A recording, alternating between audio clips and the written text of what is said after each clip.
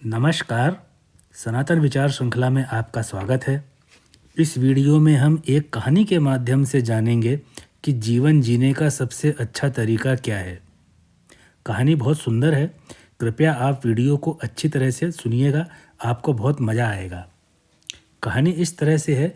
एक बार एक संत के पास एक आदमी आया और पूछने लगा, महाराज, आदमी को किस तरह से अपना जीवन जीना चाहिए। संत जानते थे कि रोज रोज लोग आते हैं और इसी तरह के प्रश्न पूछते हैं, लेकिन मैं जो बताता हूँ उस पर कोई ध्यान तो देता नहीं है, करते सब अपनी मन की ही है।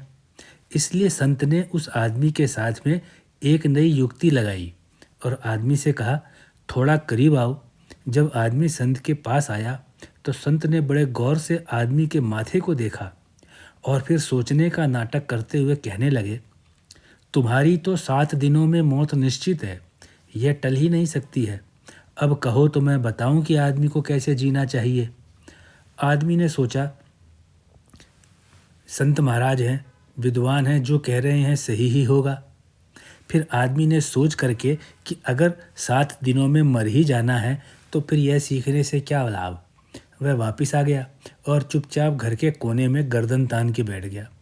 फिर अचानक कुछ सोचकर तेजी से उठा और सभी जानकार लोगों के पास में जाने लगा और सभी जानकार लोगों के पास में जाकर के सबसे यही कहने लगा, भाइयों, अगर मेरे से कोई गलती हो गई है तो मुझे क्षमा कर देना। जिन लोगों से उस आदमी ने बेईमानी की थी वह उनके पास भी गया और क्षमा की प्रार्थना की। फिर घर आकर अपनी पत्नी से भी जाने अनजाने में किए गए गलत व्यवहार की क्षमा मांगी और फिर अपना व्यापार, जमीन, जायदाद, धन संपदा सब कुछ अपने बेटों में बांटकर अपने बेटों को उसने कहा, अब तुम लोग इस बात की चिंता करो कि किसका क्या करना है। अब आगे से मेरे से कुछ भी पूछने की ज़रूरत नहीं है। यह सब उस आदमी ने एक ही दिन में कर दिया। दूसरे दिन उसने केवल भजन किया और अपने मन को हल्का रखा। तीसरे दिन भी यही क्रम चला।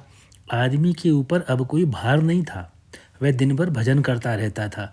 जो भी उससे मिलने आता वह उसके साथ बहुत अच्छी तरह से बात करता। अब उसके पास जो भी मिलने आते सभी खुश होकर के जाने लगे। जब 7वां दिन आया तो आदमी ने सोचा, आज मेरे जीवन का आखिरी दिन है, इसलिए मुझे संत के पास चलकर उनके भी दर्शन कर लेने चाहिए। संत के दर्शन करने के लिए आदमी संत के पास आया और कहने लगा, महाराज, मैं 7 दिन पहले आपके पास आया था। आपने मेरा माथा देख करके बताया था कि मेरी मृत्यु 7 दिनों में होने वाली है और आज 7वां दिन है। आज रात को मैं मर जाऊंगा, इसलिए आप मुझे आशीर्वाद दीजिए कि मैं अगले जन्म में अच्छे जीवन का स्वामी बनूं, मुझे मनुष्य का शरीर ही मिले, मेरा जन्म अच्छे परिवार में हो, मेरा शरीर स्वस्थ हो। संत ने आदमी से पूछा, तुम पिछले 6 दिन के अंदर जब मेरे से मिल कर के गए तो अपनी जीवनचर्या जो तुम्हारी थी वह मुझे बताओ। आदमी ने जैसे जैसे पहले दिन सबसे क्षमा मांगी थी, पत्नी से क्षमा मांगी थी, बच्चों को सारी जिम्मेदारी दे दी थी और बाकी के 6 दिन उसने भजन ही किए थे, सब कुछ संत को सही सही बता दिया।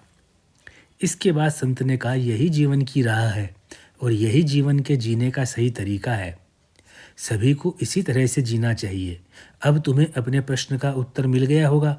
अब तुम्हें जाना चाहिए और इसी तरह से बाकी का जीवन जीना चाहिए। आदमी ने कहा, लेकिन आपने तो कहा था कि मैं 7 दिन में मर जाऊंगा। संत ने कहा, हाँ, मैंने जो कहा था वही होगा। तुम 7 दिन सोमवार से लेकर के रविवार इसमें ही मरोगे, किसी 8वें दिन में नहीं मरोगे।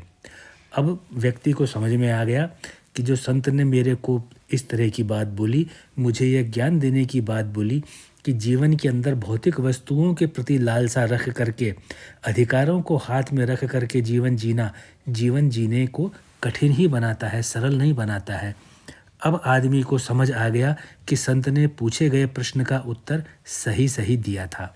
तो इस प्रकार से जो भी एक प्रश्न था उस समय कि किस तरह से आदमी को अपना जीवन जीना चाहिए, उस प्रश्न का उत्तर इस प्रकार संत ने उस आदमी को दिया कि, और जो उत्तर था वह यही था कि व्यक्ति को किसी के साथ में भी मान अपमान की भावना नहीं रखनी चाहिए।